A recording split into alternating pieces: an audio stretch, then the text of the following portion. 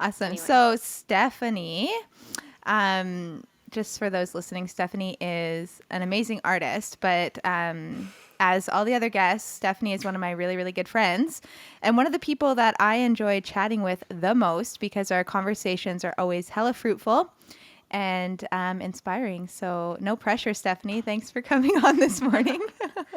Yeah, well, thank you for having me. I mean, I think that this is the moment to really lean into um, mediating the things that are usually normal in our lives in our day to day. So having to switch to this kind of platform to continue and do the podcast, I think it's a really exciting thing. And, a lot of people are trying different iterations of it, but yeah, let's just see how it goes for us today. Yeah, exactly. And so you have Eric there who's helped you set stuff up as well. And so we'll Yes. just see if we can get through this technological barrier. But it's a time where I'm not really, and I'm sure we'll talk about this, but not really willing to let my creative projects go because I've been leaning on those things so much more recently. So I'm so glad that you are a willing guest to try this out with me.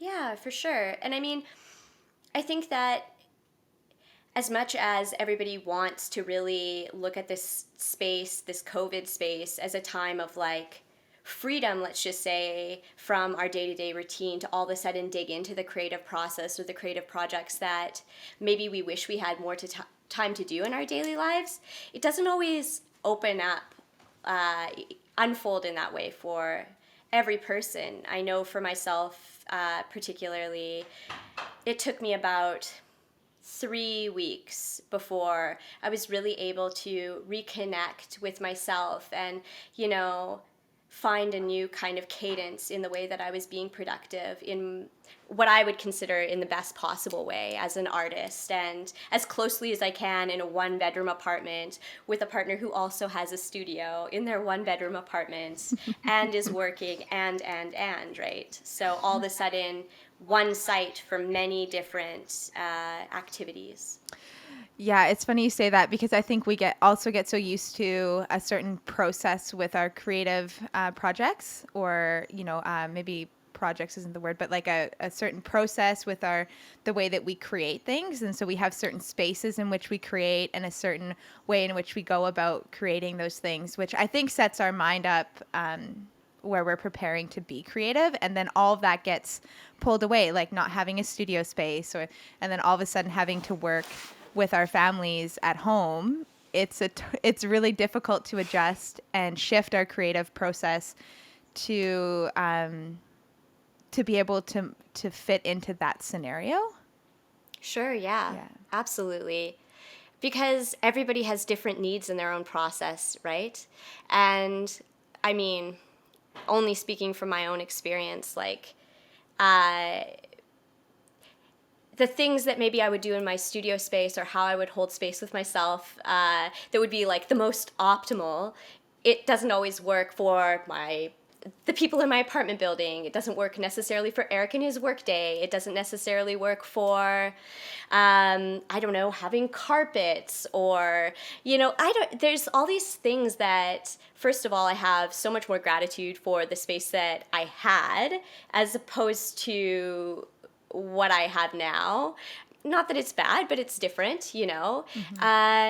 And yeah, I guess it just kind of gave me a different kind of awareness about myself and what my needs are, and how much wiggle room I have for accommodating new practices, new ritual, new routine. And I mean, something that I'm really interested in is how, at least like in Western society, we're really tethered to this 9 to 5 workday kind of working space that's really, dependent on like chrononormativity. So like clock normative, like what's happening in our day to day, what we have space for, and how that kind of has become this intricated like structure with all the other people's schedules in our lives. And then when you think about delineating that,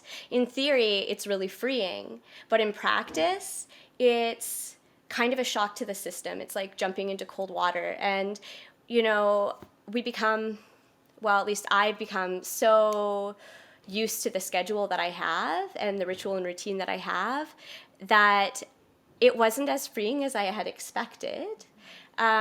Which isn't to say that it's a bad thing, but it's definitely a new challenge. So Yeah, it requires a lot of adjustment. I think it's so cool. I know we've had this conversation a little bit before, but you're right. Like we get so caught up in our days looking a certain way, and it's not just an individual thing. I mean, it's cultural, right? It's across the board, Western society. This is the work day. This is how we do it, and then we develop a lot of habit.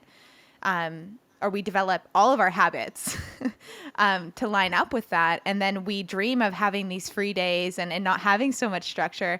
And then when it gets thrusted upon us, like right now, there can also be a lot of guilt and shame because we're not embracing the freedom of our days now because, we get to work from home. And I think we've romanticized these ideas like, oh, I'm going to work from home. I'm going to have all this space. But in truth, when it happens, it can be really discombobulating.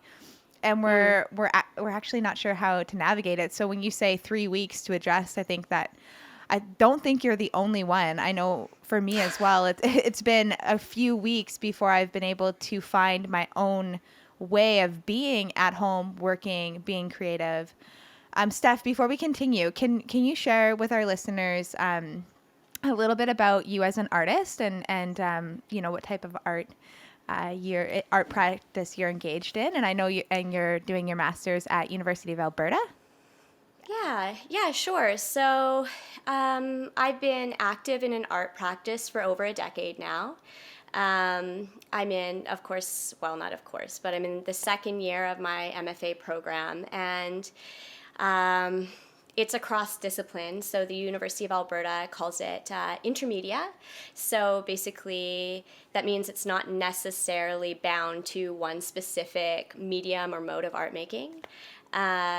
So I work primarily, I guess, photo, media-based, and performance arts. Maybe I don't want to tether myself too closely to like one specific medium, but right now I'm really intrigued by working in a kind of live performance art, durational performance art, which means that you're exploring your kind of creative ideas through a process which places your body as one of the central materials. And then oftentimes I am documenting that with either video or complementing or supplementing the spaces that I'm in with video or photography that has been digitally printed and mounted to the wall, or perhaps like other objects in the space with me. So kind of creating a host of characters in an installation that supports a certain narrative that I want to delve into with the viewer. I hope that answers your question. Yeah, it does. And I just want to share with the people listening that, like, as Stephanie explains that, my experience with Stephanie's art, at least this type of art that you're creating as of late, the last couple of years, is that it's actually more helpful to experience what you create. So you're saying it verbally, and I think for some people it might be hard to comprehend what that looks like. So if you're curious, you guys, make sure we'll give you her Instagram handle, and you can check it out. But it's a really interactive process. Sure, yeah. I like to think of performance art as a kind of co-authorship. So let's say I'm in a space, and let's just give the space one central action. Maybe I'm looking, and I'm looking at a mirror for 4 hours, let's say. And so if you're a person and you enter into that space and you see me looking into that mirror, there's all these different kinds of questions that you might have as a viewer, but then you become material in the artwork as well. So in a co-authorship, in the sense that now you're 50% of what's happening. And so there's a kind of cooperation that's happening there, a transfer of energy, a sharing of gaze. And so Yeah, it does really need a viewer sometimes. Not always, but there is something really interactive about performance art, and I think that that's really important to the kind of work that I'm making. So, this moment, this COVID moment, is definitely a unique time to be considering how one might be a performance artist in this space and what a mediated performance might look like. So, how is it that you can have a sense of the real or liveness, or be able to give that same kind of energy to somebody who might be watching you, but it may be mediated by time, in that the performance is then recorded and played back later, or even like a computer screen. What happens when all of a sudden the liveness isn't proper liveness, and what kind of freedoms does that give me as the artist, and what kind of freedom does that give you as a viewer too, when you're in your own home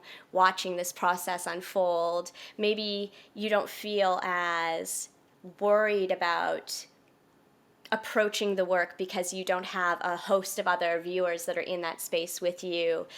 There's a lot of judgment that's lifted off of that process, but it definitely changes the dynamic of the structure. So it's an exciting time for performance art, I think. Do you find, Anyway, there's my Stephanie, little. sorry to interrupt, do you find, I mean, with everything you said, those are really, that's such a good point. Because right away, when I think about doing things this way, even with counseling appointments, there's a lack of, for me, sometimes it can feel like there's a lack of intimacy.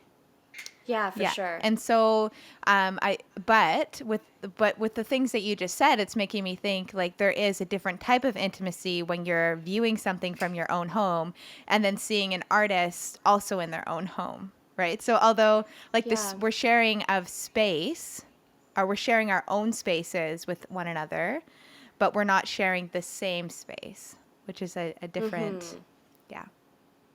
Yeah, and I mean, it definitely pulls back the veil of, Stephanie in the home and like Stephanie as the artist in the home. You can only really curate a small space so much to accommodate, a blank canvas, which isn't necessarily important to everybody. But for me, I kind of feel like a bit of a control freak when it comes to the environment around my body, and the way that the light is, the shadow, the other objects at play, the sound.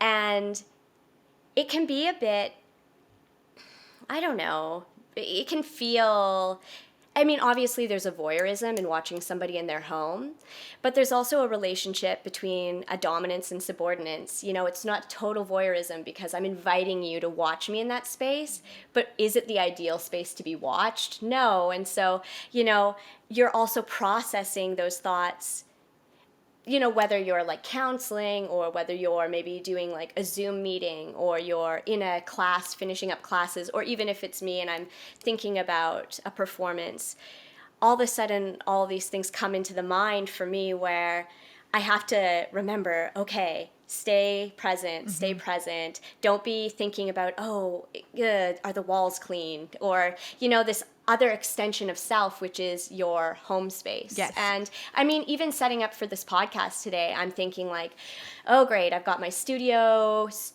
here. Part of what I'm working on is over there. And, I want the light to be right. And how do I organize this space in a way that might be aesthetically pleasing, or, have an organized rhythm? And of course, as a person who is very visually interested in organization, that can become a preoccupation. Yeah. And I think that there's all sorts of different ways to incorporate slowness. And for me, a part of that is taking the pressure of what I deem to be an organized space off of myself, because it frees up my mind to create, and also takes the pressure off to be always like on, because you can't really always be on. No, and it's funny as you're saying this. I think we're being pushed a lot. There's two things that came to mind. Which one was how much more mental work it is for us to stay present when we're working from home, like in our meetings and our classes and counseling sessions and this podcast, because there's so much going on elsewhere in our space, right? Because Yeah. most of us are sharing space with people.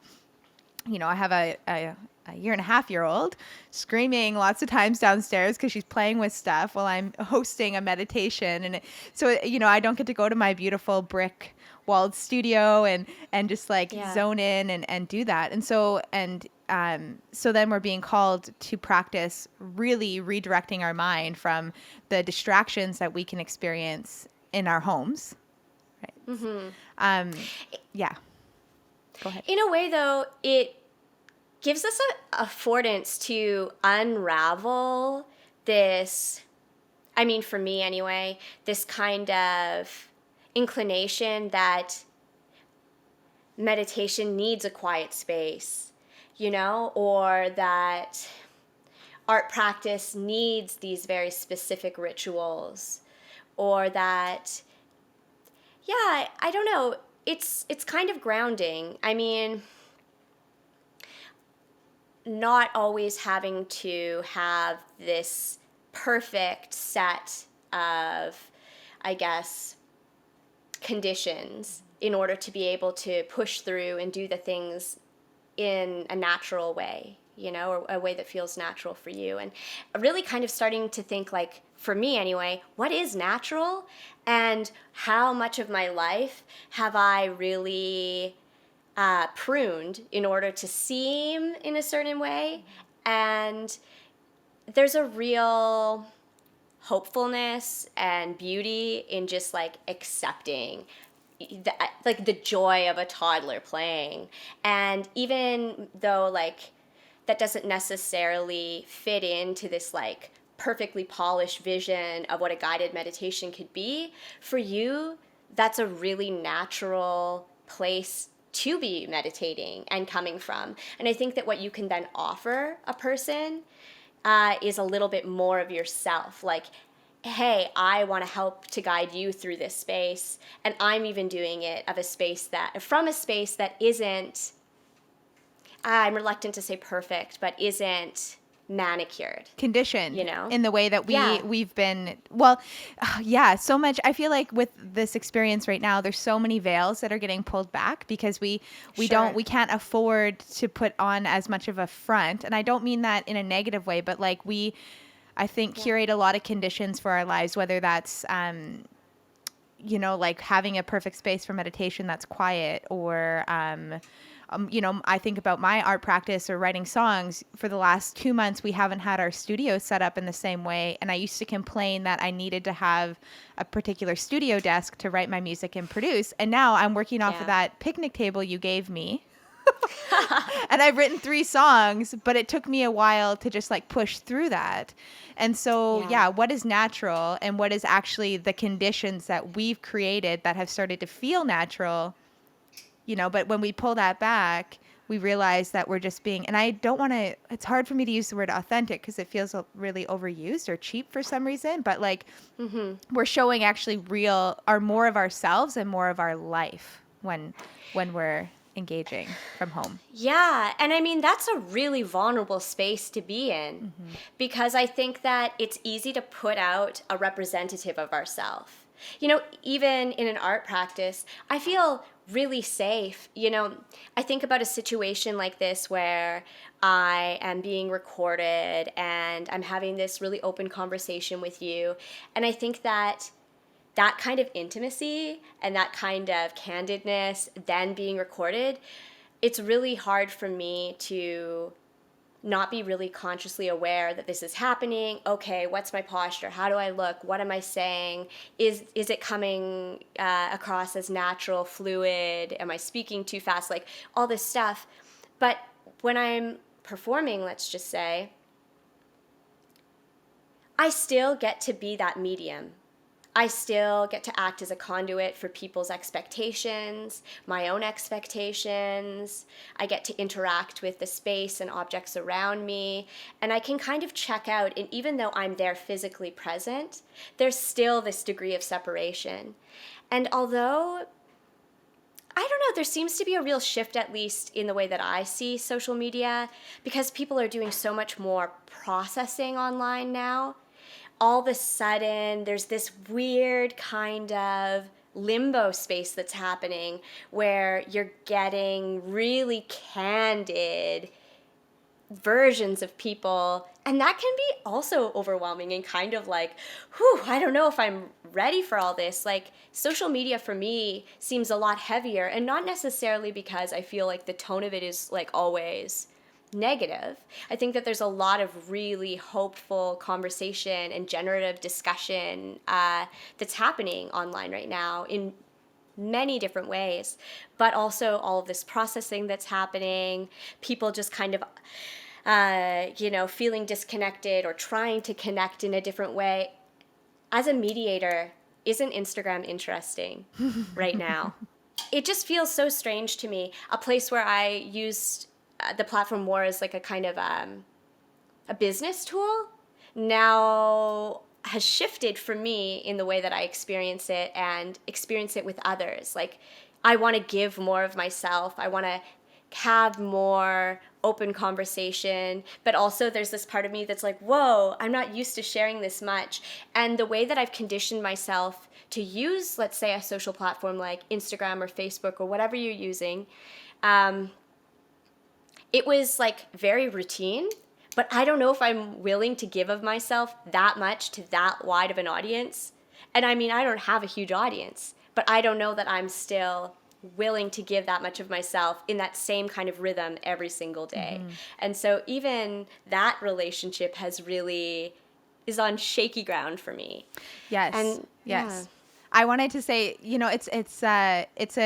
maybe it's a dichotomy, but it's an interesting experience.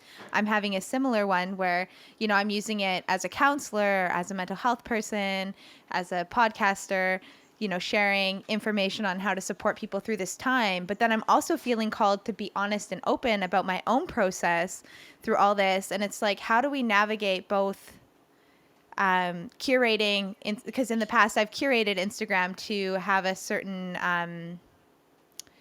message, or as like trying to make it both as a resource while still being myself, right? Like it's more of a resource space or a place where I'm sharing certain things, but not like my intimate emotional process. But because the shift has been towards that through COVID, because I think we need more connection as individuals. So we're moving that onto social media, and people are really trying to engage in intimate connection on Instagram. So now there's this new, I don't want to say it's an expectation, but maybe it feels that way, that like we should be sharing our emotional process and more of our, intimate selves. Yeah, it's a interesting time. So it can feel heavy because there's a lot more that we're seeing of people and what they're experiencing emotionally, but it's like, where do we draw that line, and how do we do both these things at once, and does that feel comfortable? Well, and I mean, if you're speaking from that place of duality, there's also this one kind of tool and use for Instagram, which is so extremely tied to commercialism, to marketing, to business, to commodification.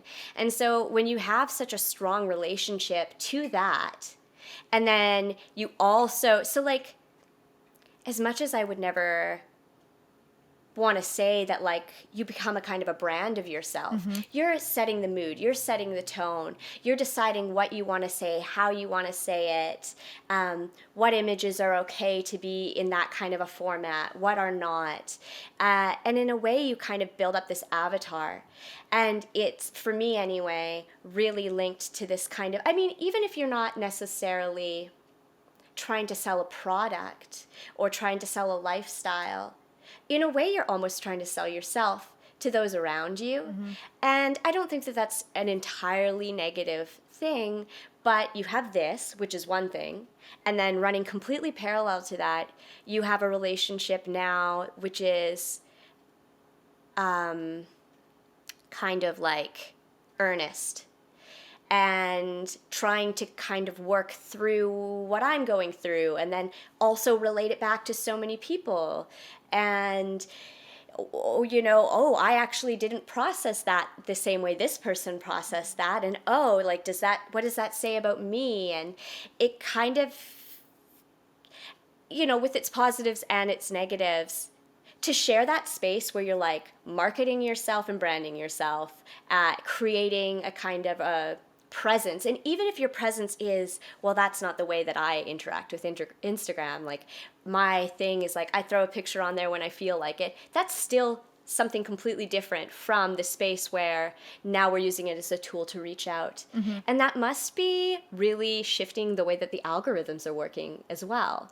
Because, like, what does that do for all of these paid advertisements and the kind of algorithm of Instagram, and how does that shift? And I think that in a way we can become in this echo chamber, right, yes, of ourselves. But when all of a sudden this tool is being like turned on its head, there's all these unique shifts that happen in the way that we experience the people in our kind of digital realm around us that maybe are unexpected too. Yes. That's a bit of a tangent in a different direction. No, but, it's perfect. It's true. And I think us experiencing each other differently, and I know we spoke about this last week, and we are seeing each other's process about what's going on right now. People are sharing their opinions about COVID. People are sharing, early on, we got to see everybody's coping through Instagram. I know we both talked about this. And like one of the things that I went through, and we had a conversation about it on Instagram, was like, I went into this humorous place where I was like, this is kind of funny. People are buying a lot of food and like hoarding. And so I went really into this, like poking fun at the the whole phenomena and just being, and like, yeah. And that was my coping right off the bat. Like the first couple of days was like to kind of poke fun at the phenomena, and then, move into a place of asking more questions, and then seeing other people coping in a certain way. It was just a lot, I'm like going into humor. Someone else is going into complete like fear, and someone else is going into conspiracy theory and not trusting the government. And then we're just like seeing everybody reacting because we're going to social media as soon as this thing happens. And then, that's so intense, because before we were all using this as a space to be more specific about what we're sharing. And then it felt like that first week of the COVID phenomena, Instagram just went from like curated space to boom, everyone's like talking in their stories and sharing their emotional experience. And we're all like, oh my God, we're going through a collective traumatization right now. And we're watching each other process. And then having our own reactions to how our friends are processing and our communities are processing as well. And I know I had to take space. I had to move off of Instagram for a couple of days just so I could get clear about like, what am I actually experiencing? What's mine? What's not? Sure. Yeah. And I also moved away from everything, actually. Like, I turned off my cell phone. And that was just a kind of intuitive action. And I decided to honor that decision to shut out. And, I realized that there's this real push to check in and to reach out. But for me, the way that I was kind of dealing with the grieving process, like grieving of my routine, my ritual, certain things expectations I had, let's just say, of myself, or exciting things that were happening for me, my partner, life in general. You're letting go of a lot of that stuff. There's not a lot of closure. And I just was really happy to retreat into myself, which surprised me, but it gave me some space to consider the way that I want to connect. And it gave me some space to also think about, through the lens of a performance artist, or an artist who uses performance, let's just say, it gave me some space to really consider the performativity of stillness, and how taking space and taking time and doing nothing, it takes a lot to be still. It takes a lot to be patient, to wait. And that action is so, for me, valid and valued right now. And just giving myself permission to wait, to look, to, I don't know, just be in a moment. And that sounds like really touchy-feely, and I mean, I'm a pretty spiritual person, so in some ways I do mean it in a coming from a kind of a meditative or spiritual space. But also, just like the action of rest is so important. And I think that, for me anyway, that action of rest and removing myself and stepping back and away from other people and that kind of sense of community. And for a person who derives a lot of inspiration from community, that was a bit jarring. But in doing that, I was able to kind of find my own voice artistically in how I wanted to address what this moment means for me, what it means to connect with other people, how I can connect best with other people. And I mean, we're on the cusp of an incredible shift. You know, if you think historically speaking, art historically speaking, major events like, you know, war and things like that, they tend to really shift the way that artists want to experience and represent the world. And there's something very exciting in that for me. I'm really hopeful about what people are going to be making, how they will be responding, what happens. And I think that, I don't know if you can relate to this, Deandra, but sometimes it can seem like we're making art for each other and not ourselves at a certain point. Not that you shouldn't be making it for people, but like, I think I really lost touch with the personal why. And a moment of stillness and a moment of rest has really helped me to reactivate that moment of personal why. And I'm excited by that. Yeah. Okay. So right now I'm like having a really visceral reaction to this. I have goosebumps because I think you've hit the nail on the head, at least for me as well. And it's that retreating into stillness. I also did that. I know you did it. I know a lot of people had to shift off of social media and just get grounded. We can call it get grounded. We could call it just like be in our lives, be in our experience for a moment and detach from the noise and the chaos, because we can give such instant reaction on social media, right? Like we're and it's there. We can get connection, but it's not true connection. So it's never. I don't want to say not true connection. It's just not the same. So it's not as satisfying. For me, it wasn't satisfying that need during the COVID experience. So I also had to pull back and see like, okay, how can I connect with myself and fulfill those needs that I'm like looking to get filled through my community, through social media? It's not working. So I have to step back and go inside and be with my family and practice stillness. And you and I have a meditative practice. So like I think frame it that way, right? That mindfulness or that meditation. But other people are also being thrusted into this stillness and they might not call it mindfulness or have those tools. So it can be very jarring as well.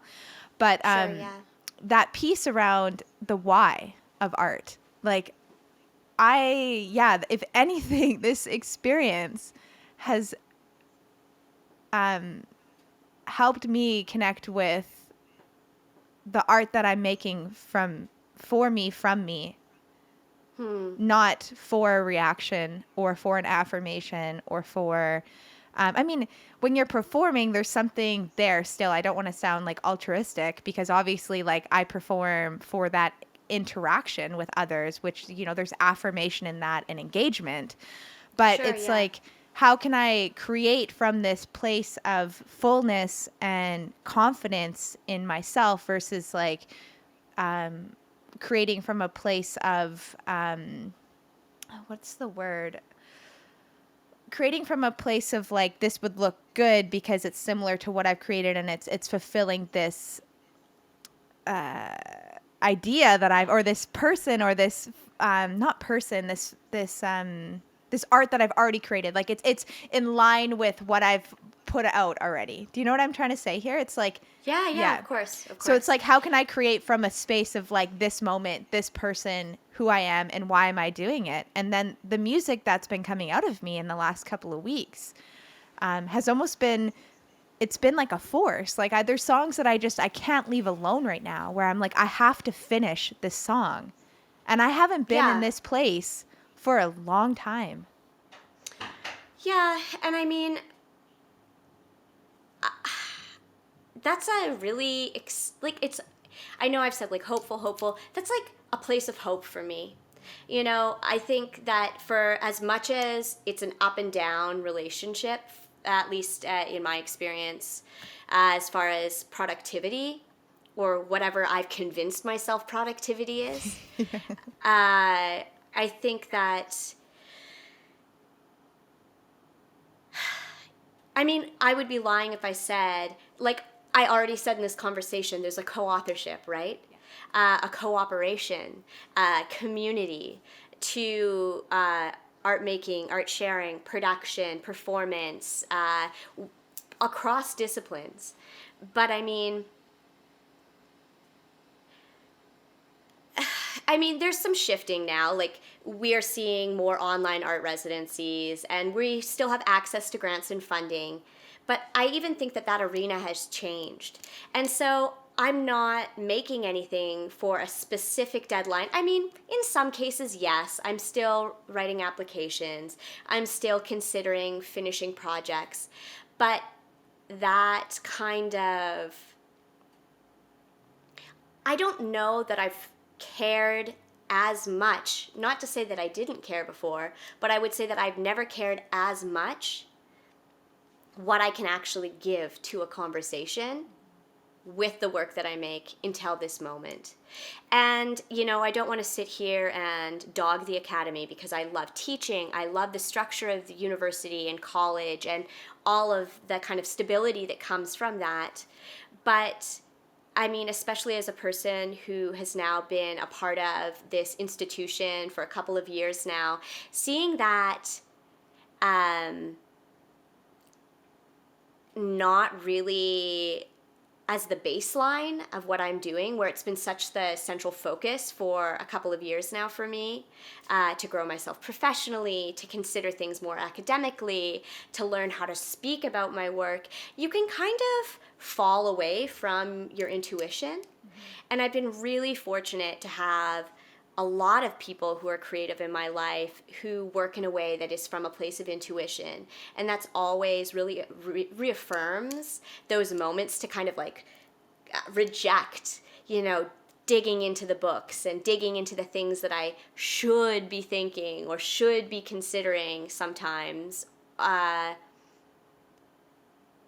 just think like, okay, I can't, like you're saying, like it's like a driving force. Like I can't not make this painting. I haven't painted in years, and now I'm in a space where I can't not be painting, or I can't not be pursuing some very finicky structural obsession. I've become very obsessed with corners, and I don't know. I mean, yeah, there is some reading that I can like go back to and pull parts out of, but that's not the central reason why I'm following that. And it's just, it's nice to think, oh, okay, I think that I feel something, and maybe if I express it this way, other people might get it and relate to it. And if they don't, that's cool, but like I just need to do it for whatever that magical, mystical reason is that propels me to put my art practice as the most important thing in my life outside of, you know, say a handful of really important relationships, you know? But yeah. I think too, I wonder, Steph, and maybe you would relate to this, but do you think part of it is that our art practices are becoming a bit more cathartic again because we're actually experiencing significant discomfort or shift and change, and so that's a piece that we're being pulled back into our intuition, and yeah, what do you think about that? I mean, I think that that's a really valid question at a point like right now. And also, you know, you earlier in the conversation touched on trauma. And, you know, if you think of like fight, flight, freeze, when all of a sudden we're kind of processing in these small ways, how are we adapting our art practice? And so in a way, there is that like cathartic element of like, okay, like for me, it was to freeze, to pause, to take stillness. And, you know, but what if on the other side, it could just be like manic production. And like, how do you then shift that mania and just like throwing all the spaghetti at the wall? How does that then become reorganized into a new way and methodology of creation? So yeah, I mean, I think that that's really valid. And for sure, there's a huge element of kind of like, would you say like cathartic, like cathartism? Yeah, catharticism. I don't know. We can make up our own Catharticism. word. Catharticism. Yeah. You know, it's. As you're saying that, I'm like, I feel like in my mind, and I'm going back to duality, and I recognize that there's not actually a lot of duality in the world, but just like entertain this for a moment.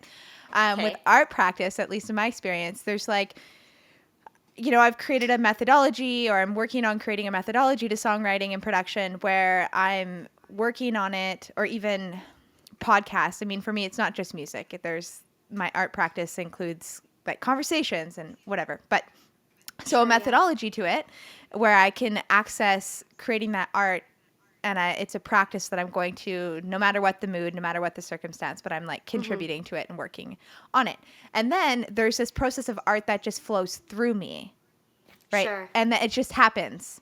And it's happening, and that maybe the word isn't cathartic, but then that's when it's like there's a force of art, and I need to get this thing down. I need to do it. I need to write music. I need to write this poem, whatever it is.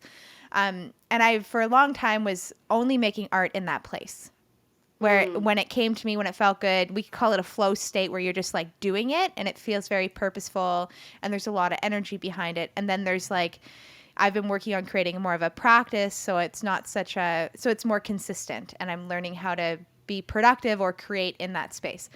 With this COVID situation, I have found that I've been having more flow, more art that's moving through me, and maybe it's because I am uncomfortable. There's an emotional experience or a mania. Like you said, you froze. I definitely went into like mania. I started manically making bread and cooking and writing and like all the things that I could possibly do.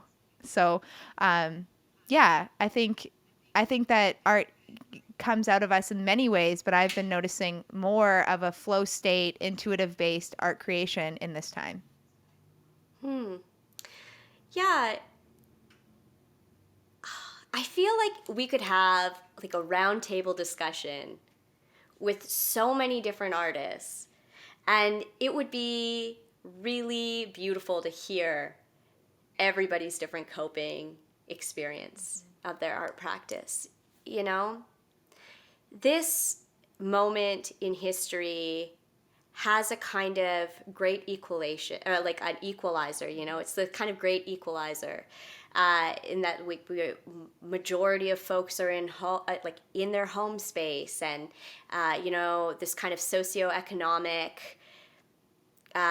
range that we normally would just like experience completely subconsciously is like more at the forefront than ever before. And, you know, there's this kind of mourning that's happening of all these different levels and of things in your life, experiences in your life, whatever events, people in some cases. And I think that if you look at it kind of from a somatic place, our bodies are this other equalizer. And so together we can kind of just be, maybe this is like very broad and very like pie in the sky, but like not to say that everybody has the same privilege, you know, but I think that to have all of a sudden an experience that everybody is actively participating in together, not to say that you process it or that the things that you would go through or what's accessible to you is going to be the same, but just the kind of sheer, I guess, scale of the situation really allows for generative conversation. And, even if I'm going out for like a walk, I feel a connection to people in a way that I have never felt. And so it's interesting to think, like, how do creative people handle this? How are business people handling this? What if you had just like a room of like 150 people who are just talking about like, how are you sleeping, let's just say, or, how have your eating patterns changed? And, these like basic experiences. What does your community look like now? We can talk about these things and share in discussion. And, I'm definitely not trying to say that this is a great situation for people. But I think that there are small moments where we can really have a strong connection. And I am thrilled to see how that manifests itself into the future. Like, of course, there's lots of conversations happening about, our kind of freedoms being scaled back as individuals and humans, or certain rights, and there's government, politics, and, obviously lots of conversation about economy, and there's a lot of judgments flying. And there are so many negative things you can really dig into, or fears that you can have. But I'm just trying to like choose to be hopeful. Yeah, me too. I am also trying to choose to be hopeful. I just realized I should have had my headphones in the whole time. Tim's gonna be I'm gonna get shit for that.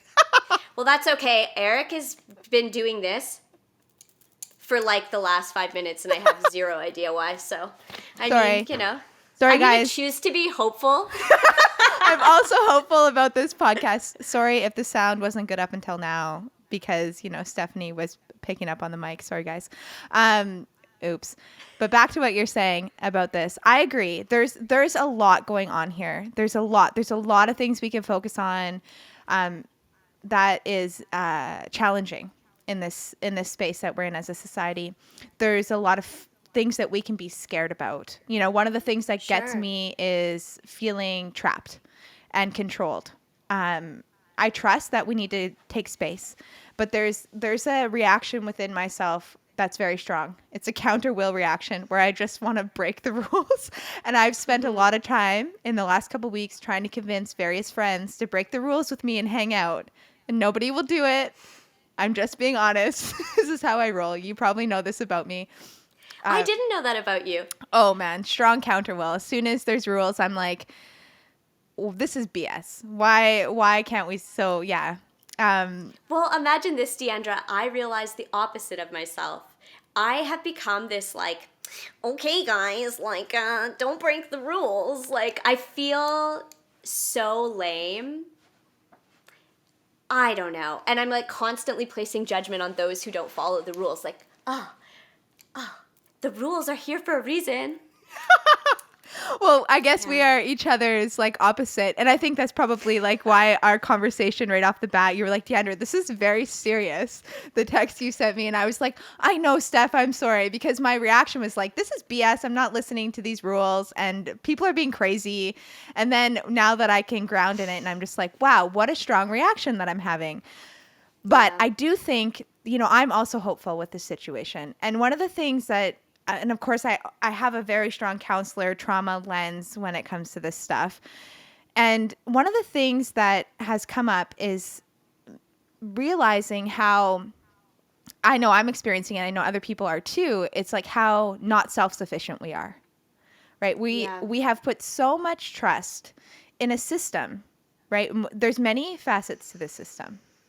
We have so much trust in a system that if something goes wrong, how are we going to acquire food? And maybe this is my trauma lens, my own trauma experience where I'm like, I can't hunt. I need to grow food. I need to learn how to make bread. And so the last couple of weeks, I've gone completely into this space of like, I'm living in a townhouse, but how can I grow as much food as possible? How can I start making my own food? And how can I be more self-sufficient personally? And so whatever that is, I'm grateful for it because I actually enjoy these things and I have time to do it. But there's also a collective experience that's happening that you've spoken to. And in that collective experience, there's a collective connection. Regardless of whether you're a business person, an artist, we're all experiencing the same thing right now. And that is Sure. a response to a virus that's global. And we've never experienced this before. We are all against a virus. We're not against another country. Or maybe against isn't the word, but we're not fighting another country. We're not fighting another group of people, a different culture. We're all fearful or trying to prevent ourselves from getting a virus. And for once, I mean, in our history, my history, we're collectively working together as a globe. And that's profound. And, there's a lot of things going on. But the fact that the enemy, if we want to say, or the thing that we're threatened by is outside of our own, like, socio-political control. Sure. And, like, isn't that a powerful, like, thing that an inaction can be the strongest action? So that choice to be at home, that choice to shift inward, that choice to reconstitute yourself into a much more isolated structure, it has this kind of pause effect, but yet that is what will give us the greatest amount of, well, hopefully, I guess, reprieve from the situation. And change moving forward, right? It's like, Yeah. we've been thrusted into this pause. And I think, and it's important, I think, to name this because I know lots of people are experiencing this, is that when we've stepped back to pause, if you've been able to do that, which is difficult for some of us, there's a bubbling up of shit that's been sitting underneath the surface for a long time. So emotionally, right? So I know a lot of people are experiencing this, that is, as when we slow down, when we take pause, all of a sudden we can get overwhelmed by the stuff that we've been avoiding, whether that's like your house, maybe it's actual physical shit you've been avoiding doing, or maybe it's emotional things that you've just been like pushing away because, a lot of us can use productivity as a way to escape our somatic and emotional experiences. And so now we're being thrusted to stay at home. And maybe there's a bubbling up of stuff that's coming up from a relationship. I mean, we're being forced to stay home with our children, with our partners. And like, if you guys were avoiding any tension before this, hello, it's probably bubbled up now. Yeah, and I mean, I feel, and that's the other thing. It's just like you said that your reaction to the situation in part was to prepare and make sure that you're kind of, lining your jacket so that you're going to be okay if anything kind of goes wrong. You have the food, you know how to self-sustain and whatever.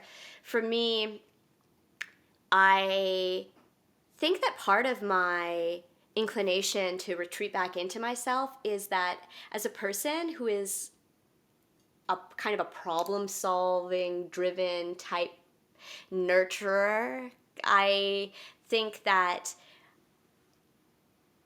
it can feel really like, obviously you can't please everybody. Even in this conversation, as this conversation has progressed, I've thought, I'm going to offend like 5 or 6 people that I know alone just by saying something that might sound ignorant or out of touch or out of perspective because I'm speaking from my experience, or I'm just kind of candidly spitballing thoughts and ideas and, verbally processing in part in this conversation, and that kind of fear or dissatisfaction with knowing that I can't nurture all these people in my life really makes me feel like overwhelmed. And I know it's not my responsibility, and I know people don't hold me accountable to that, but I just want to like check in with everybody and make sure everything's fine and be able to speak to all different kinds of experience and not feel guilt for my own, the good things in my life too.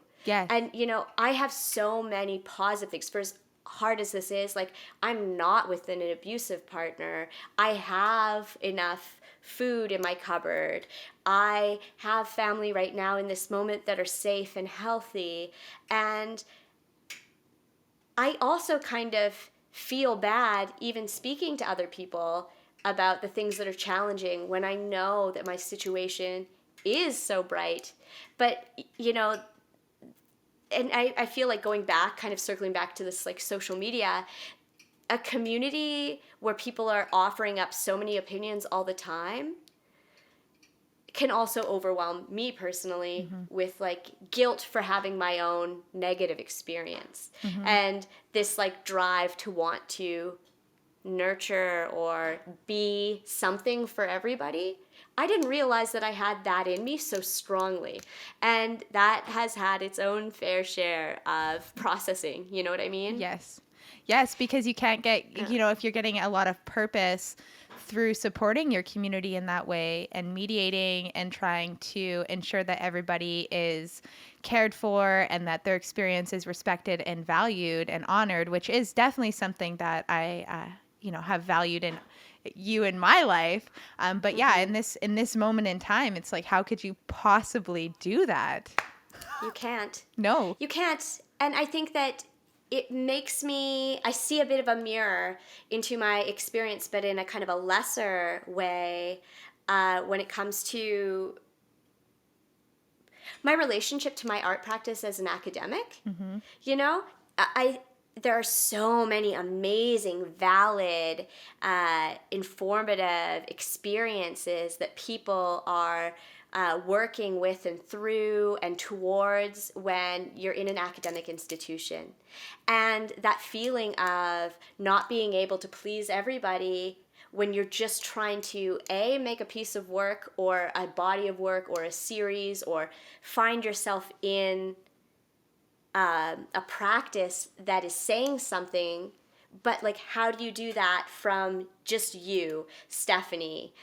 You know, what my experience, my lens, my privilege, my whatever traumas.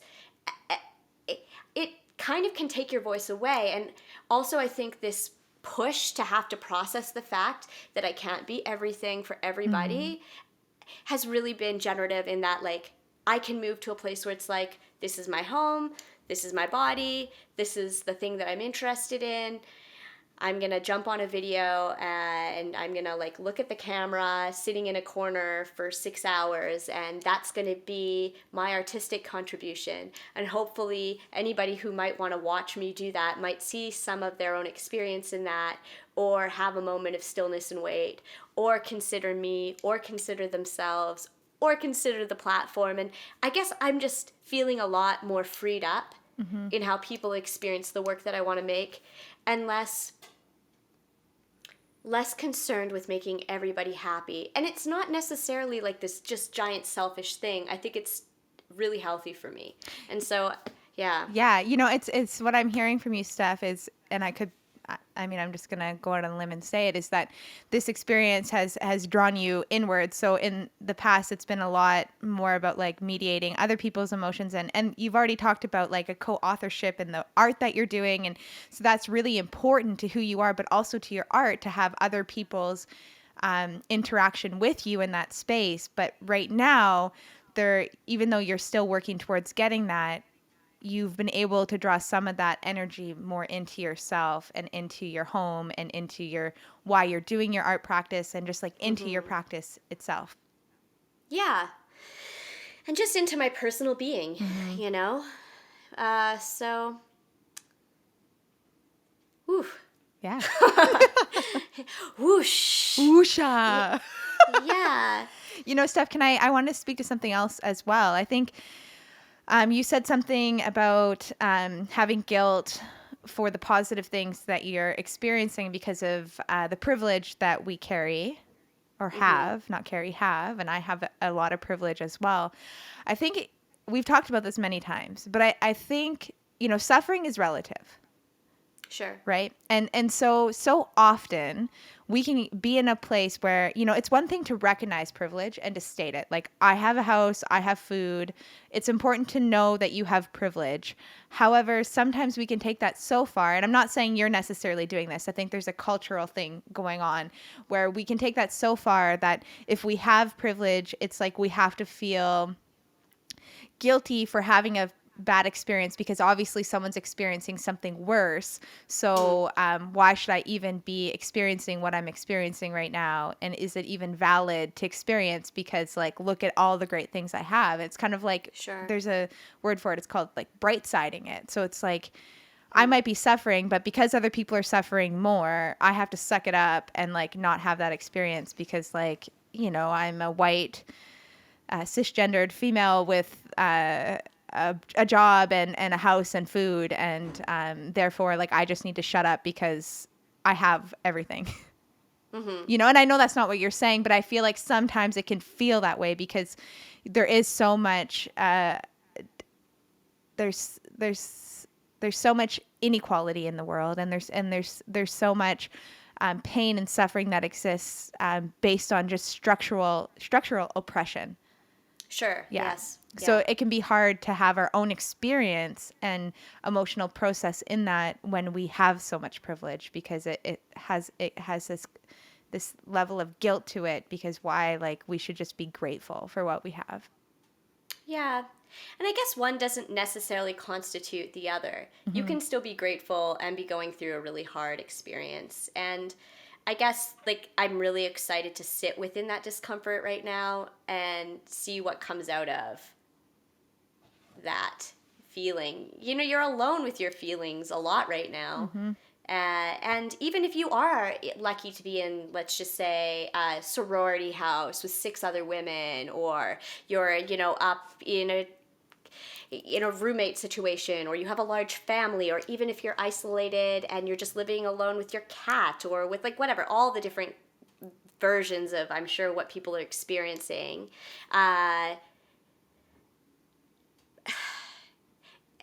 We still just have this and this, and we're just in it processing. No escaping. Yeah. Or way less escaping.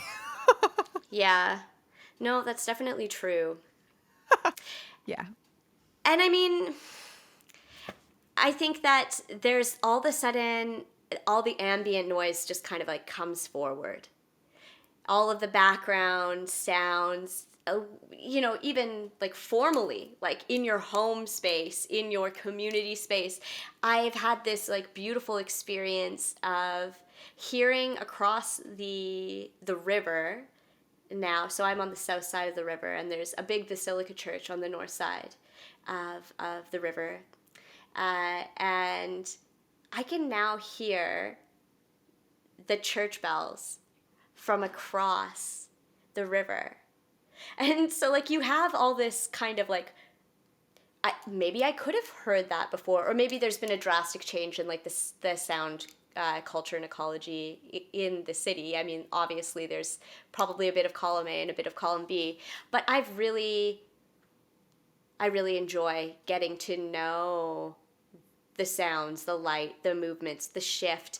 I know my neighbors' routines living in an apartment building just purely because I haven't left this space, Yeah. And how does that inform me in the way that I move through that space and notice things, and what can I kind of like take from that and then like cycle back into it kind of reminds me of, and this is getting a little bit like poetic, I guess, but so I grew up going out to the lake every summer, and this lake that I visit at around mid-June, it starts to upcycle, And basically the lake will turn and all the algae and debris will come up from the bottom of the lake, and it'll move to the top, and it'll like cycle down and back through. And it's just this kind of rejuvenating cycle that happens in this lake system, this body of water system. And forgive me if I'm like really downscaling what this actually is for anybody who's like biology, but I think that's kind of how I feel spiritually right now, that I'm in this kind of like everything from the bottom is coming back up and then it's going to cycle back down. But like, how does that change me as a system, And whether that's just kind of ambient thought, things that I push down in myself, voices, things, problems, affirmations. I also have a ton of affirmation that I'm giving myself lately that I came out of nowhere, or, just there's all these like intricacies and intimacies and ugly bits and I don't know, beautiful parts that are kind of all of a sudden just being stirred up together. Beautiful, Stephanie. I have to interrupt you. That's so profound. Just that image of what you just shared. That's no, seriously, I'm serious. That's so profound, and I think that's going to speak to a lot of people. I mean, it speaks a lot to me as to what's happening, whether, we're talking about an emotional process or we're talking about an environmental process. It's thank you for that. Yeah, I don't know. Anyway, I feel like I've followed a lot of little twists and turns in my thoughts, and so hopefully it hasn't like meandered too much off the beaten path. No. Steph, I'm just being mindful of our time because I have to work this morning. But I just want to thank you for talking with me, and I'm feeling I'm grieving this conversation ending, both because I'm like, I just want to spend time with you. But also because I feel like there's a lot here, and I thank you so much for being willing to do this with me, and also being really vulnerable about your own personal experience and your art practice, and being willing to have a conversation that's evolving and processing as we speak, because I know that there's something really vulnerable in verbally processing. Me and you do it together often, but we're not being recorded as we're exploring some of these ideas. And there's always the space to possibly offend or, say something that we're not actually married to, but that's the beauty in conversation. And I think that that's part of what we need to ground back in is exploring ideas and thoughts without being totally married to them. Truly. And it's good to have a kind of an artifact to look back on, and also be able to like learn from yourself. Mm-hmm. That's something really great about the tangible art object, documentation.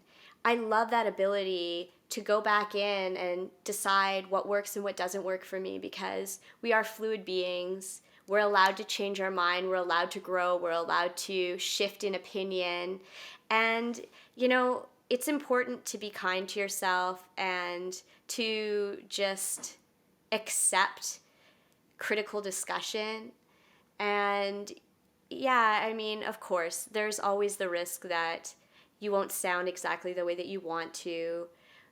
But maybe I think if there's anything that I can take away for myself from this conversation that I've had with you today, is that it's not so much about the end goal right now. It's more about this process, And so if this performance of creating a podcast together today, this co-authored moment that we're then going to share with other people, if there's anything that maybe I can take away, it's just that this is a moment in process, and here we are together, just creating and giving, and it can be what it is. That's okay, because right now we are not tethered to time in the same way that we have been. Mm-hmm. And so maybe the gift in that isn't that we need to be overly productive or that we need to streamline the way that we say or do things. It's that take the time to reflect and just be in it and I don't know, just accept yourself or something like that. This is Take my risks. lesson. Take risks. No, but seriously, it's like, and I think if we're going to move and shift and change as a society, as a culture, as a communities moving forward, that we have to be okay in this messy in-between space of like not having the answers, not having a structure, not knowing how to move forward. And we have to have these conversations, and we have to sit in these places of like pulling back the masks and just being who we really are if we want this to really be what it is.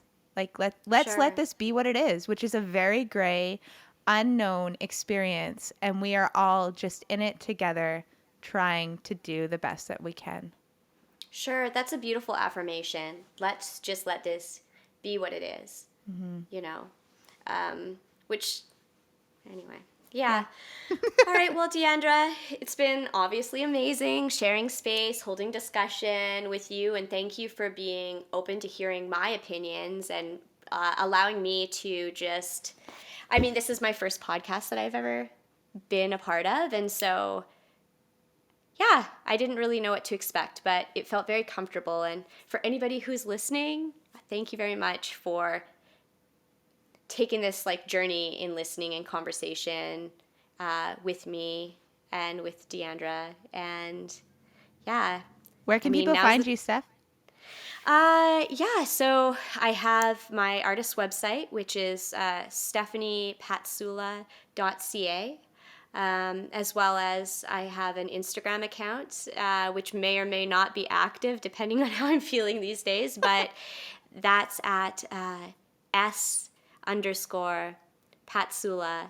So yeah, please feel free to reach out or follow my work, or I don't know, if collaborate. Let's do all the things. Awesome. Well, I'll link all that stuff in the show notes so people can check out you and the things that you're creating, if not now, in the future. And thank you for being here and having this conversation with me. Sure. For what it's worth, I love you, Stephanie. Aw, it's worth a lot, and I love you very, very much. So thanks for being here. Have a really good day. You too. Yeah. Thanks, Eric, for helping. You're the best.